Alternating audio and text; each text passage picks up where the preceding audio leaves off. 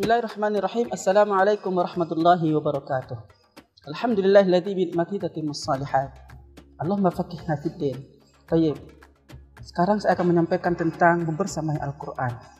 Al-Qur'an Allah turunkan kepada kita sesuai dengan ayat yang Allah turunkan, yaitu inna nahnu nazzalna dzikra wa inna lahu lahafizun. Allah menurunkan Al-Qur'an itu supaya dihafalkan. Allah menurunkan Al-Quran kepada kita salah satunya untuk dihafalkan. Kenapa? Karena Al-Quran itu mudah untuk dihafalkan. Berbeda dengan kitab-kitab yang lain. Kenapa? Karena Al-Quran itu jelas-jelas dimudahkan oleh Allah untuk dihafalkan. Walaqad yassarnal Qur'ana lidzikri fahal mim muddakir. Sesungguhnya kami telah memudahkan untuk mengingat dan menghafalkan Al-Quran. Ini adalah satu-satu merupakan mukjizat dari Allah kepada umat Muhammad supaya menghafalkan Al-Quran dengan cara yang mudah. Tapi itu juga harus dengan kemauan kita sendiri. Di mana? Karena kita kalau nggak ada kemauan itu juga akan sama saja bohong.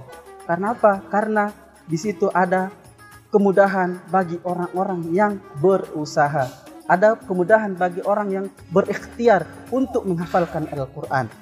Berbeda dengan kitab yang lain, tidak sedikit orang yang tidak bisa menghafalkan kitab yang lain. Namun Al-Quran Allah mudahkan umatnya untuk menghafalkan Al-Quran ini.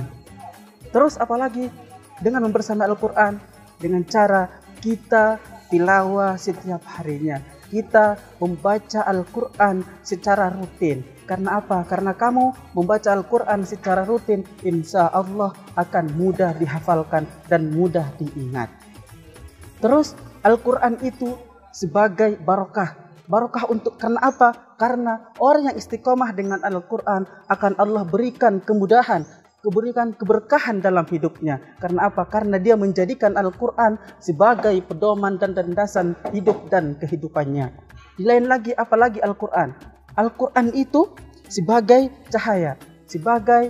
cahaya bagi orang yang membacanya. Kenapa? Ketika dia membaca Al-Quran, hatinya akan terasa adem, terasa tenang, nyaman. Karena apa? Karena ada cahaya, ada mukjizat yang dikasih Allah. Dengan membaca Al-Quran, hatinya mungkin bisa tenang. Karena apa? Karena Al-Quran itu adalah mukjizat dari Allah Subhanahu wa Ta'ala.